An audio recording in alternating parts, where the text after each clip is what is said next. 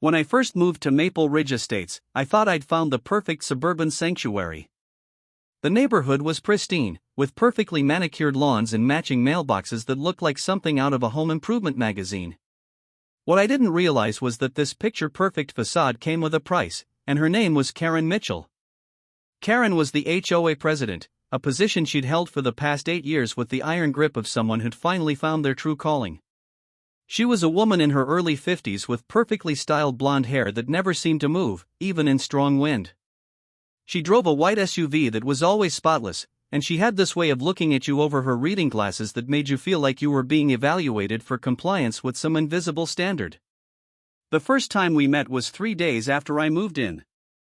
I was still unpacking boxes in my garage when I heard the distinctive click of high heels on concrete.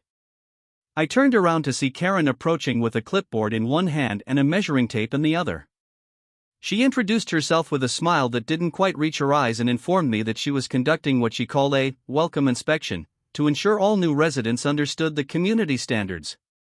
For the next 45 minutes, Karen proceeded to measure the distance between my garbage cans and the curb, check that my house numbers were the regulation size, and examine my mailbox to ensure it matched the approved color scheme. She made little marks on her clipboard and occasionally took photos with her phone. When she was finished, she handed me a packet of HOA documents that was thicker than most novels. "Now, I want you to understand something about me," Karen said, adjusting her glasses. "I take our community standards very seriously. We've worked hard to maintain property values here, and that means everyone needs to do their part. I'm sure you understand." I nodded politely and thanked her for the information, thinking that would be the end of it. I was wrong. Over the next few weeks, I received a steady stream of notices from the HOA about various infractions. My lawn was apparently 1 inch too long according to the community guidelines. My outdoor light fixture was the wrong shade of bronze. The small potted plant I'd placed by my front door violated the landscaping restrictions because it wasn't on the pre-approved plant list. Each notice came with increasingly urgent language and escalating fines. The first few were relatively minor, $25 here, $50 there. But Karen seemed to find new violations every few days. She would drive slowly past my house multiple times a day, sometimes stopping to take measurements or photos. I started to feel like I was living under surveillance. The situation reached a new level of absurdity when Karen sent me a violation notice for having my garage door open for more than 30 minutes during daylight hours. Apparently, this violated the aesthetic standards outlined in Section 12 of the HOA covenant. The fine was $200. I decided it was time to have a conversation with Karen directly. I found her at the weekly HOA board meeting, held in the community center every Tuesday evening. The meeting was sparsely attended, just Karen, 2 other board members who seemed to agree with everything she said, and a handful of residents who looked like they'd rather be anywhere else. When the meeting opened for new business, I stood up and politely requested to address my recent violations. Karen's demeanor immediately shifted. She sat up straighter and adopted what I can only describe as her official voice. "Mr. Johnson," she said, consulting her notes, "you've received several notices regarding violations of our community standards. These standards exist for the benefit of all residents, and they're clearly outlined in the documents you received when you moved in." I explained that I felt the violations were excessive and asked if we could work together to find reasonable solutions. Karen's expression grew colder with each word I spoke. When I finished, she leaned back in her chair and looked at me with the kind of smile that doesn't involve any warmth whatsoever. "Mr. Johnson," she said slowly, "I think you're misunderstanding the situation here. This isn't a negotiation. These are the rules that govern our community, and they apply to everyone equally. If you find our standards too challenging to maintain, perhaps you should consider whether this neighborhood is the right fit for you." The room fell silent. The other board members avoided eye contact, and the few residents in attendance suddenly became very interested in their phones. Karen had essentially suggested I should move if I didn't like her rules. It was a power play designed to make me back down, but it had the opposite effect. I thanked her for her time and left the meeting, already formulating a plan. You see, what Karen didn't know about me is that I'd spent the last 15 years building a successful consulting business that specialized in regulatory compliance and legal strategy. I'd helped companies navigate complex bureaucracies and find creative solutions to seemingly impossible problems. More importantly, I'd made some very good investments over the years and had developed relationships with people in various industries who owed me favors. The next morning, I started my research. I requested copies of all HOA documents, financial records, and meeting minutes for the past 5 years. I studied the original development agreements, the county zoning records, and the property deeds for every house in the neighborhood. What I discovered was fascinating and would prove to be Karen's undoing. Meanwhile, Karen escalated her campaign against me. The violations started coming daily. My doormat was apparently 2 inches too large.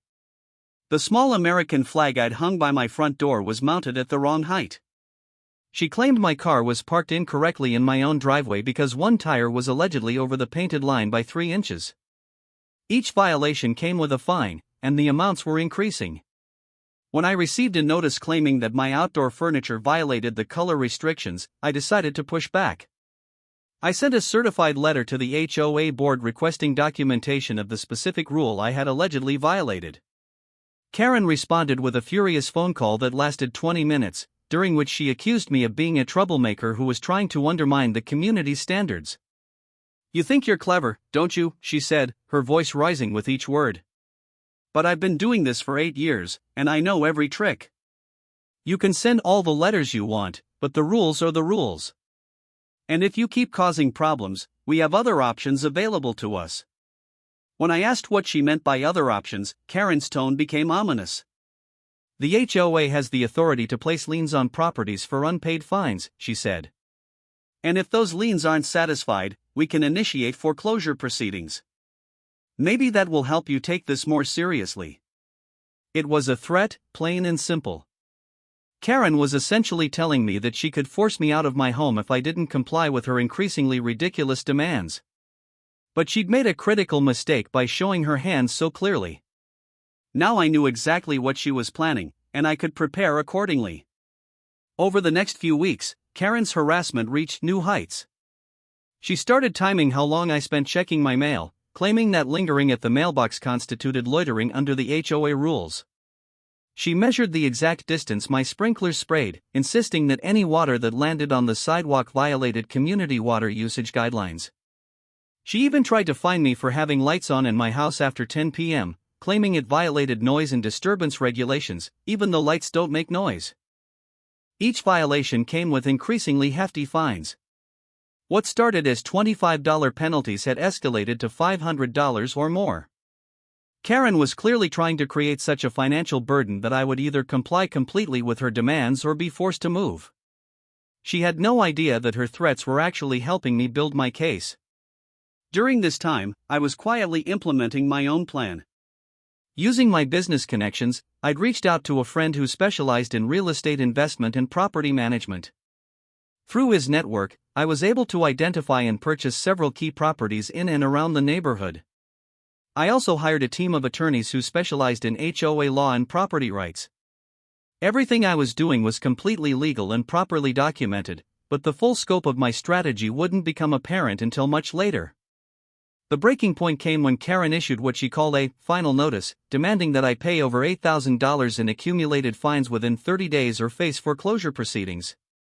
The notice was delivered by certified mail with copies sent to all my neighbors, clearly intended to embarrass me and establish Karen's dominance in the community. But Karen had made a crucial error in her eagerness to demonstrate her power. In her haste to escalate the situation, she'd violated several provisions of the HOA's own governing documents. The fines she'd imposed exceeded the limits established in the community covenants. The notice periods she'd used were shorter than what was required by law. And most importantly, she'd failed to follow the proper procedures for lien placement and foreclosure. This gave me the opening I needed to implement the final phase of my plan. I sent a detailed response to Karen's ultimatum, not to comply with her demands, but to inform her of several important facts she'd apparently overlooked in her research. First, I explained that the property management company that had been handling the HOA's business affairs for the past 3 years was actually a subsidiary of a larger firm that I'd acquired 6 months earlier. This meant that technically, I now controlled the entity that managed the HOA's day-to-day operations, including the collection of dues and the enforcement of violations. Second, I informed her that the small office building where the HOA held its meetings and stored its records was part of a commercial property that I'd purchased through one of my investment companies. The HOA's lease on that space was up for renewal at the end of the month, and I was exercising my right as the new owner to terminate the lease and convert the building to a different use. But the most important revelation was saved for last. Through my research, I discovered that Karen's own house had been sold in a foreclosure auction 2 years earlier due to unpaid property taxes. The property had been purchased by an investment firm that subsequently sold it to another company, which had then sold it again. Following the paper trail through multiple corporate entities and shell companies, I was able to trace the current ownership back to a holding company that I'd established specifically for real estate investments. In other words, I now own Karen's house. The implications of this were staggering. Not only did this mean I was technically Karen's landlord, but it also meant that all of her threats about foreclosure and liens were hollow. She couldn't use HOA violations to force me out of my home when she was living in a house that I owned. Moreover, as the property owner, I had the right to terminate her lease and evict her if she violated the terms of her rental agreement. I sent this information to Karen in a detailed legal document that outlined the new reality of our situation. I explained that effective immediately, her monthly rent would be increasing to reflect current market rates. I also informed her that several of her recent activities, particularly her harassment of other residents and her misuse of HOA authority, constituted violations of her lease agreement that could result in eviction proceedings. The document concluded with a list of new rules that would apply to her tenancy. She would be required to maintain her property according to the same standards she'd been imposing on others, but with some additional requirements. Her lawn would need to be cut to exactly 1 3/4 inches, not the 2 inches allowed for other residents. Her outdoor decorations would be limited to a pre-approved list that included only the most basic items. And she would be prohibited from parking in her driveway for more than 30 minutes during daylight hours, the same rule she tried to enforce against me. I delivered the document personally, arriving at Karen's front door with a notary public and a process server to ensure proper legal documentation. When Karen answered the door, I could see the confusion in her eyes as she tried to process what was happening. "Good morning, Karen," I said politely. "I have some important documents regarding your housing situation that require your immediate attention." Karen looked at the papers suspiciously before taking them. As she read through the first page, I watched her expression change from confusion to disbelief to absolute horror.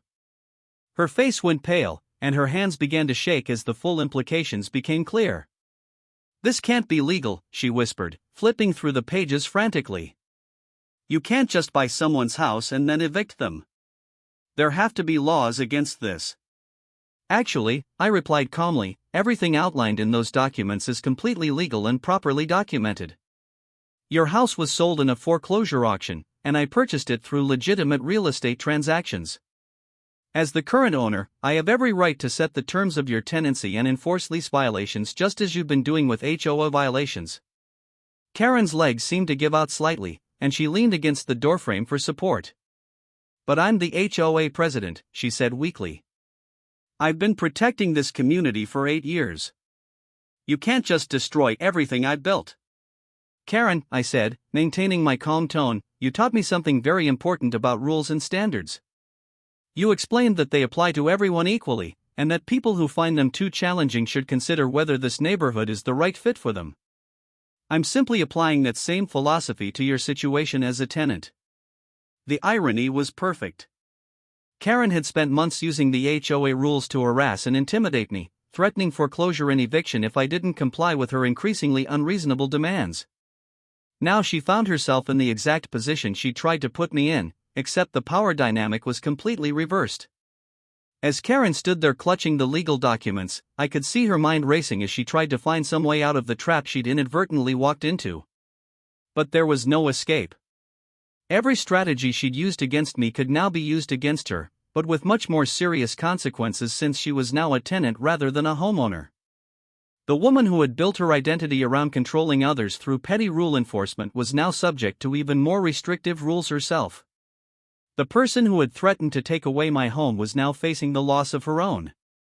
And the HOA president who had wielded her authority like a weapon was about to discover what it felt like to be completely powerless. Karen looked up at me with wide eyes, finally understanding the full scope of what had just happened. "You planned this whole thing," she said in a voice barely above a whisper. "You let me think I was winning while you were setting this up."